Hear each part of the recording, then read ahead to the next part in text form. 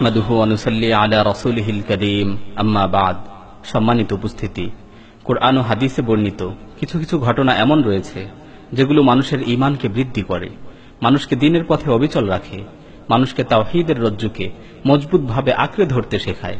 আজকে আমরা এ ধরনের একটি শিক্ষণীয় ঘটনাই আপনাদের সামনে আলোচনা করার চেষ্টা করব ইনশাআল্লাহ। হযরত সুহাইব রাদিয়াল্লাহু তাআলা আনহু থেকে বর্ণিত, রাসূল সাল্লাল্লাহু আলাইহি ওয়াসাল্লাম বলেন, পূর্ব যুগে একজন বাদশা ছিল যে নিজেকে রব দাবি করত। বাদশার দরবারে একজন জাদুকর ছিল। এই জাদুকরের মাধ্যমে বাদশা মানুষদেরকে ধোঁকা দিয়ে তার রাজত্ব টিকিয়ে রাখত। অতঃপর এই জাদুকর যখন বার্ধক্যে উপনীত হল, সে বুঝতে পারল যে তার মৃত্যুর সময় ঘনিয়ে এসেছে।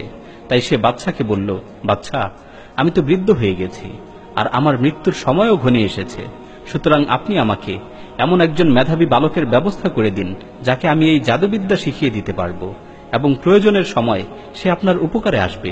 তখন বাদশা দেশের সকল মেধাবী বালকদের মধ্য থেকে যাচাই বাছাই করে একজন বুদ্ধিমান বিচক্ষণ বালককে খুঁজে বের করল এবং তাকে জাদুকরের কাছে জাদু শিখতে দিল। এরপর থেকে জাদুকর ওই মেধাবী বালকটিকে জাদু শেখাতে লাগল। প্রত্যেক দিন যেই পথ দিয়ে বালকটি জাদুকরের বাড়িতে যেত, ওই পথের পাশেই একজন সাধকের আস্থানা ছিল। সাধক সেখানে বসে বসে ইবাদত করত এবং মানুষদেরকে ধর্মীয় জ্ঞান শিক্ষা দিত। বালকটি যাওয়ার পথে প্রত্যেক দিন দাঁড়িয়ে দাঁড়িয়ে সাধকের ইবাদতের দৃশ্য দেখত। বালকটি একদিন সাধকের কাছে গেল এবং তার থেকে অনুমতি নিয়ে তার মজলিসে বসল। সে তাকে জিজ্ঞাসা করল, আপনি কে? আপনি এখানে কি করেন? সাধক বলল, আমি একজন ধর্মীয় পণ্ডিত, আমি একজন ধর্মগুরু, আমি আল্লাহর ইবাদত করি এবং মানুষদেরকে আল্লাহর দিকে আহ্বান করি। বালক কৌতূহল নিয়ে জিজ্ঞেস করল, তার মানে আপনি কি বাদশার ইবাদত করেন? সে বলল, না, বরং আমি বাদশার প্রতিপালক, আমার এবং তোমার প্রতিপালক আল্লাহ সুবহানাহু ওয়া তাআলার ইবাদত করি। বালক আশ্চর্যান্বিত হল এবং সাধকের কথা মনোযোগ দিয়ে শুনতে লাগল। এরপর থেকে প্রত্যেক দিন যাওয়া আসার পথে সে সাধকের সাথে বেশ কিছু সময় কাটাত এবং তার থেকে ধর্মীয় জ্ঞান অর্জন করত, যার কারণে জাদুকরের কাছে যেতে তার দেরি হয়ে যেত এবং বাড়িতে ফিরতেও তার বিলম্ব হতো। ফলে সে বিলম্ব করার কারণে বাড়ি ও জাদুকর উভয়ের থেকেই বকা শুনত এবং মাঝে মধ্যে মারও খেত। তাই একদিন বালকটি সাধকের কাছে তার এই দুরবস্থার কথা জানালো।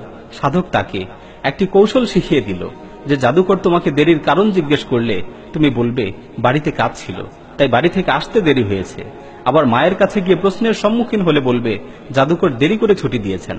এমনি ভাবে এই বালক একদিকে জাদুবিদ্যা ও অপরদিকে ধর্মীয় জ্ঞান শিক্ষা করতে লাগলো। একদিন হঠাৎ করে তার গ্রামে একটি বিশাল আকৃতির জানোয়ার ঢুকে পড়ল। এই হিংস্র জানোয়ারের ভয়ে জনমনে আতঙ্ক সৃষ্টি হল। জানোয়ারটি রাস্তার মাঝখানে যেয়ে বসে পড়ল, ফলে মানুষের চলাচলের পথ বন্ধ হয়ে গেল। জানোয়ারের ভয়ে কেউ রাস্তার এপাশ থেকে ওপাশে যেতে পারছিল না।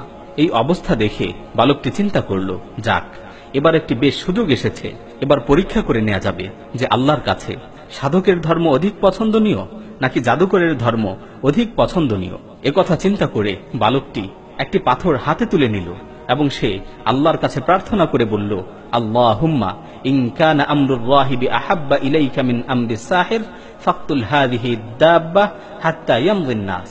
হে আল্লাহ, আপনার কাছে যদি জাদুকরের ধর্মের চেয়ে সাধকের ধর্ম অধিক পছন্দনীয় হয়, তাহলে আপনি এই পাথরের আঘাতে জানোয়ারটিকে মেরে ফেলুন, যাতে করে মানুষেরা এর অনিষ্টতা থেকে রক্ষা পায়। আল্লাহর অশেষ মেহেরবানিতে পাথরটি নিক্ষেপ করার সাথে সাথেই জানোয়ারটি মারা গেল এবং মানুষের চলাচলের পথ স্বাভাবিক হয়ে গেল। এই ঘটনার পর বালক বুঝতে পারল যে সাধক সত্য দিনের উপর প্রতিষ্ঠিত, সাধকের ধর্মই হচ্ছে সত্য। তাই বালক দ্রুত সাধকের কাছে ছুটে গেল এবং তাকে ঘটে যাওয়া পুরো ঘটনার বিবরণ দিল। আল্লাহভীরু সাধক তার এই ঘটনা শুনে তাকে লক্ষ্য করে বলল, ইয়া বুনাইয়া আনতাল ইয়াউম আফদালু মিন্নি। হে প্রিয় বৎস, আজকে তুমি আমার চেয়ে উত্তম। আল্লাহ তাআলা তোমার দোয়াকে কবুল করেছেন এবং তোমার থেকে অলৌকিক ঘটনা প্রকাশ পেয়েছে, সুতরাং তুমি আমার থেকে উত্তম। এরপর সাধক বালকটিকে বলল, ইয়া বুনাইয়া ইন্নাকা সাতাবতালা। হে বৎস, অচিরেই তুমি পরীক্ষার সম্মুখীন হবে, কেননা যে ব্যক্তি পরিপূর্ণরূপে দ্বীনের পথে চলতে চায় সে পরীক্ষার শিকার হয়। বারাকা বিন নওফল রাসূল সাল্লাল্লাহু আলাইহি ওয়াসাল্লামের ব্যাপারে বলেছিল, ইয়া লাইতানি জাযান ইয ইউখরিজুকা কওমুক। হায়, সেদিন যদি আমি জীবিত থাকতাম যেদিন তোমার জাতি তোমাকে তোমার দেশ থেকে বের করে দিবে? রাসূল সাল্লাল্লাহু আলাইহি ওয়াসাল্লাম আশ্চর্যান্বিত হয়ে জিজ্ঞাসা করেছিলেন, আওয়া মুখরিজিয়াহুম, তারা কি আমাকে বের করে দিবে? তখন ওয়ারাকা বিন নাওফাল বলেছিল, নাআম, লাম ইয়াতি রাজুলুন কত্তু বিমিসলি মা জিতা বিহি ইল্লা উদিয়া। হ্যাঁ, তুমি যে তাওহীদের দাওয়াত নিয়ে এসেছো, এই দাওয়াত নিয়ে ইতিপূর্বে যারাই এসেছে তাদের সাথে তাদের জাতি শত্রুতা পোষণ করেছে, তাদেরকে হত্যার পরিকল্পনা করেছে, তাদেরকে তাদের দেশ থেকে বের করে দেওয়া হয়েছে। সুতরাং তোমার ক্ষেত্রেও এর থেকে ব্যতিক্রম হবে না। ঠিক তদ্রূপ ধর্মীয় সাধকও বালকটিকে লক্ষ্য করে বলল, হ্যাঁ, অচিরেই তুমি পরীক্ষার সম্মুখীন হবে, আর তুমি যখন পরীক্ষার সম্মুখীন হবে তখন আমার কথা কিন্তু কারো কাছে বলবে না, আমার বিষয়টি তুমি গোপন রাখবে। অল্প কিছু সময়ের মাঝেই বালকের অলৌকিক ঘটনার বিষয়টি সকলের মাঝে ছড়িয়ে পড়ল, এবং এরপর থেকেই মানুষেরা নানা প্রয়োজনে বালকের কাছে আসতে লাগলো। বালকের কাছ থেকে আরো অনেক আশ্চর্যজনক ঘটনা প্রকাশ পেতে লাগলো। বালকটির দোয়ার বরকতে জন্মান্ধ লোকেরা দৃষ্টিশক্তি ফিরে পেতে লাগলো, কুষ্ঠরোগে আক্রান্ত লোকেরা আরোগ্য লাভ করতে লাগলো, এছাড়াও অন্যান্য অসুস্থরাও সুস্থ হতে লাগলো। অল্প কিছুদিনের মাঝেই মানুষেরা বালকটিকে ভালোবাসতে শুরু করলো, কেননা সে বিনামূল্যে চিকিৎসা করত, সে চিকিৎসার কোনো ধরনের বিনিময় গ্রহণ করত না। সে মানুষদেরকে তাওহীদের দিকে ডাকত, সে মানুষদেরকে বলতো, তোমরা এই সাক্ষ্য দাও যে আল্লাহ ছাড়া আর কোনো ইলাহ নেই। যখন তারা এই সাক্ষ্য দিত তখন সে তাদের জন্য আল্লাহর কাছে দোয়া করত এবং তারা সুস্থ হয়ে যেত। অল্প কিছুদিনের মাঝেই বালকটি মানুষের মাঝে প্রসিদ্ধ হয়ে গেল। বাদশার একজন মন্ত্রী ছিল যে অন্ধ হয়ে গিয়েছিল। সে শুনল একজন বালক অন্ধকে ভালো করতে পারে। একথা শুনে সে অনেক পরিমাণ উপটৌকন নিয়ে বালকের বাড়িতে গিয়ে হাজির হলো। মন্ত্রী যেয়ে বালকের পাশে বসলো এবং বিনীতভাবে তাকে বলল, তুমি যদি আমাকে সুস্থ করে দিতে পারো তাহলে এই সকল উপটৌকন আমি তোমাকে দিয়ে দিব। তখন বালকটি বলল, আমি কাউকে সুস্থ করতে পারি না, সুস্থ করার ক্ষমতা আমার নেই, সুস্থতা দান করার ক্ষমতা একমাত্র আল্লাহর হাতে। আপনি যদি আল্লাহ তাআলার প্রতি ঈমান আনেন তাহলে আমি আপনার জন্য দোয়া করব, আর আল্লাহ তাআলা আপনাকে সুস্থতা দান করবেন। তখন মন্ত্রী বলল, আল্লাহ আবার কি?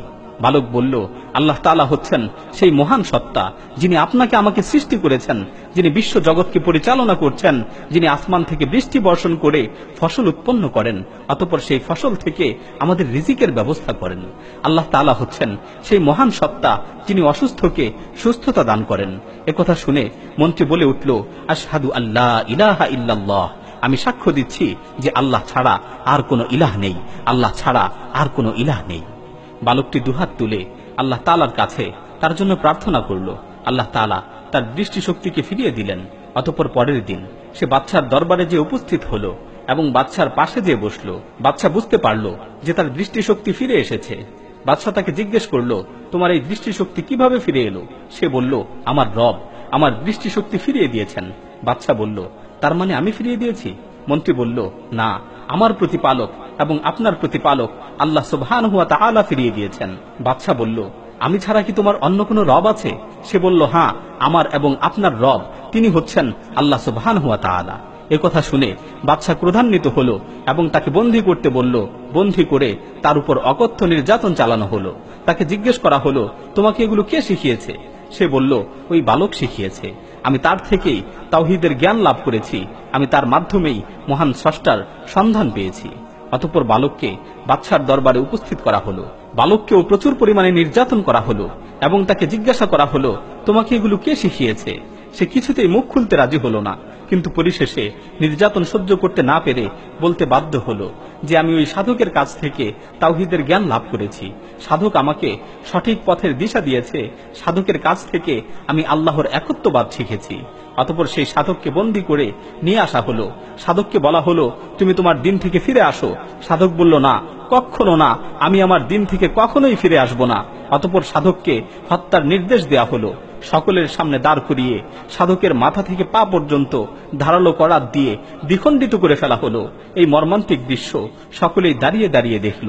অতঃপর বালককে বলা হলো, তুমি তোমার দিন থেকে ফিরে আসো, নয়তোবা তোমার পরিণতি এই সাধকের মতোই হবে। বালক বলল, না, কখনো না, আমি আমার দিন থেকে কখনোই ফিরে আসব না। বাদশা চিন্তা করল, এই বালককে সকলের সামনে প্রকাশ্যে হত্যা করা যাবে না, প্রকাশ্যে হত্যা করলে জনমত তার বিপক্ষে চলে যাবে। তাই সে তাকে গোপনে হত্যা করার সিদ্ধান্ত নিল। বাদশা তার কয়েকজন সৈন্যবাহিনীকে নির্দেশ দিল যে তোমরা এই বালককে অমুক পাহাড়ের চূড়ায় নিয়ে যাবে, তারপর তাকে তার দিন থেকে ফিরে আসতে বলবে। সে যদি তার দিন থেকে ফিরে আসতে রাজি না হয় তাহলে তাকে সেখান থেকে ধাক্কা দিয়ে নিচে ফেলে দিবে, এভাবেই তাকে হত্যা করবে। সৈনিকেরা বাদশার নির্দেশ মতো বালকটিকে ওই পাহাড়ের চূড়ায় নিয়ে গেল এবং তাকে তার বিশ্বাস থেকে ফিরে আসতে বলল। বালক অস্বীকার করলে তারা তাকে পাহাড় থেকে ফেলে দেওয়ার জন্য উদ্যত হল। তখন বালকটি জালিমের জুলুম থেকে মুক্তির ব্যাপারে আল্লাহ তাআলার নিকট সাহায্য চাইল। রাসূল সাল্লাল্লাহু আলাইহি ওয়াসাল্লাম বলেন, আল্লাহ তাআলা তার ডাকে সাড়া দিলেন। অতঃপর পাহাড় প্রকম্পিত হয়ে উঠল।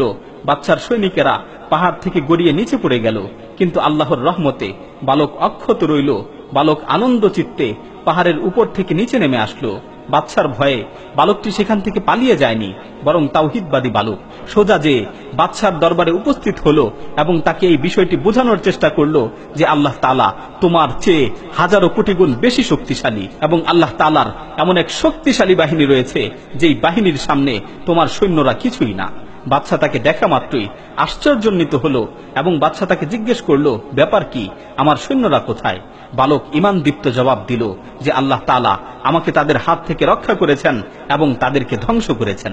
তখন বাদশা তাকে আরেক দল সৈন্যের হাতে তুলে দিল এবং তাদেরকে নির্দেশ দিল, তোমরা তাকে একটি নৌযানে করে সমুদ্রের মাঝখানে নিয়ে যাবে।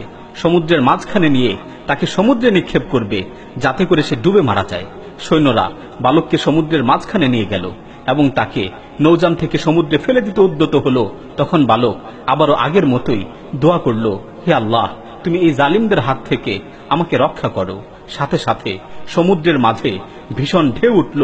বাদশার সৈন্যরা সমুদ্রে নিমজ্জিত হয়ে মারা গেল। বালক আবারও নিরাপদে বাদশার দরবারে গিয়ে উপস্থিত হলো এবং বাদশাকে বলল, আমার আল্লাহ আমাকে রক্ষা করেছেন এবং তোমার সৈনিকদেরকে ধ্বংস করেছেন। তারপর বালক বলল, আল্লাহর কসম করে বলছি, হে বাদশা, তুমি যতই বুদ্ধি খাটাও না কেন তুমি আমাকে হত্যা করতে পারবে না।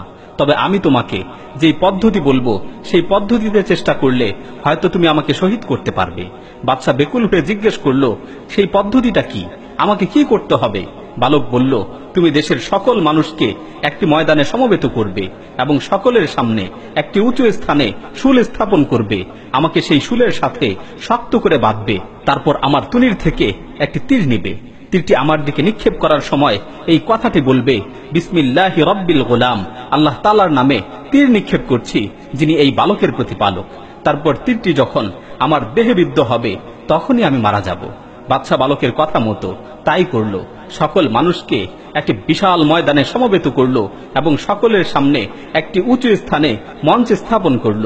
সেই মঞ্চের উপর শুলের সাথে বালককে শক্ত করে বাঁধা হলো এবং বাদশা বিসমিল্লাহি রব্বিল গোলাম, এই বালকের প্রতিপালক আল্লাহ সুবহানাহু ওয়া তাআলার নামে নিক্ষেপ করছে বলে তীরটিকে বালকের দিকে নিক্ষেপ করল। তীরটি বালকের কানের নিচে গিয়ে বিদ্ধ হলো এবং সে কানের নিচে হাত দিয়ে শাহাদাতের অমীয় সুধা পান করল। সমবেত সকলেই এই দৃশ্য দেখল। পুরো জাতির মাঝে নবজাগরণ সৃষ্টি হলো। তারা সমস্বরে চিৎকার করে বলে উঠল, আমান্না বিরব্বিল গোলাম, আমান্না বিরব্বিল গোলাম, আমরা এই বালকের প্রভু আল্লাহ তাআলার উপর ঈমান আনলাম, আমরা এই বালকের প্রভু আল্লাহ তাআলার উপর ঈমান আনলাম। এই অবস্থা দেখে বাদশা এবং বাদশার সভাসদবৃন্দরা হতভম্ব হয়ে গেল। তারা বাদশাকে লক্ষ্য করে বলল, বাদশা, আপনি তো তাওহীদের দাওয়াতকে বন্ধ করার জন্য বালককে হত্যা করেছিলেন, কিন্তু এখন তো পুরো জাতি তাওহীদের বিশ্বাসে বিশ্বাসী হয়ে গেছে। এক বালকের মৃত্যুর মাধ্যমে পুরো জাতি জেগে উঠেছে, এখন আপনি কি করবেন? বাদশা ক্রোধান্বিত হলো এবং তার কর্মচারীদেরকে নির্দেশ দিল, সকল রাস্তায় রাস্তায় মহল্লায় মহল্লায় বড় বড় গর্ত খনন করো, সেগুলোতে আগুন প্রজ্বলিত করো। অতঃপর যারা তাওহীদের পথ থেকে ফিরে না আসবে তাদের সকলকেই সেই অগ্নিকুণ্ডে নিক্ষেপ করো। বাদশার নির্দেশ অনুযায়ী তাই করা হলো। সকলকে ধরে নিয়ে আসা হলো। তাদেরকে জিজ্ঞেস করা হলো, তোমরা কি তোমাদের দিন থেকে ফিরে আসবে নাকি আগুনে ঝাঁপ দিবে? তারা বলল, আমরা আগুনে ঝাঁপ দিতে প্রস্তুত আছি, কিন্তু আমরা কখনোই আমাদের দিন থেকে ফিরে আসব না। অতঃপর একের পর এক তাদের সকলকেই আগুনে নিক্ষেপ করা হলো। পরিশেষে একটি নারী আগুনে ঝাঁপ দিতে ইতস্তত করছিল, কারণ তার কোলে একটি ফুটফুটে দুধের শিশু ছিল আর কোলের শিশুটির প্রতি তার খুব মায়া হচ্ছিল। হঠাৎ করে শিশুটির জবান খুলে গেল। সে তার মাকে ডাক দিয়ে বলল, হে মা, আপনি কেন ইতস্তত করছেন? হে মা, আপনি কেন ইতস্তত করছেন? আপনি তো হকের উপর রয়েছেন, সুতরাং আপনি ধৈর্যের সাথে নিশ্চিন্তে আগুনে ঝাঁপিয়ে পড়ুন। অতঃপর সে তার শিশু সন্তানটিকে নিয়ে আগুনে ঝাঁপিয়ে পড়ল। এক আল্লাহর প্রতি বিশ্বাস স্থাপনের ক্ষেত্রে তাদের এই আত্মত্যাগের ঘটনাটি ইতিহাসের পাতায় উজ্জ্বল দৃষ্টান্ত হয়ে রইল। সম্মানিত উপস্থিতি, উল্লিখিত ঘটনায় বাহ্যিকভাবে আমরা একটি বিষয় দেখতে পাই যে শুধুমাত্র তাওহীদের বিশ্বাসে বিশ্বাসী হওয়ার কারণে একটি জাতিকে নির্মমভাবে হত্যা করা হয়েছে। দুনিয়াবী দৃষ্টিকোণ থেকে যদি আমরা বিষয়টিকে বিবেচনা করি, তাহলে আমাদের কাছে মনে হতে পারে যে তারা ব্যর্থ, কারণ তারা সকলেই নিহত হয়েছে। আর আখিরাতের দৃষ্টিকোণ থেকে যদি আমরা বিবেচনা করি, তাহলে আমরা বুঝতে পারি যে তারা সফল, কারণ তারা তাওহীদের আকীদার উপর অটল থেকে মৃত্যুবরণ করেছে। তারা তাদের জীবনের বিনিময়ে জান্নাতকে ক্রয় করে নিয়েছে। সুতরাং এ সকল ক্ষেত্রে দুনিয়াবী দৃষ্টিকোণ থেকে বিবেচনা করলে চলবে না, বরং আমাদেরকে আখিরাতের দৃষ্টিকোণ থেকেই বিবেচনা করতে হবে। আল্লাহ সুবহানাহু ওয়া তাআলা আমাদের সকলকেই এই ঘটনার থেকে শিক্ষা অর্জনের তৌফিক দান করুন এবং এই ঘটনার মাধ্যমে আমাদের সকলকেই উপকৃত করুন। আমিন। ওয়া আখিরু দাওয়ানা আনিল হামদুলিল্লাহি রাব্বিল আলামিন।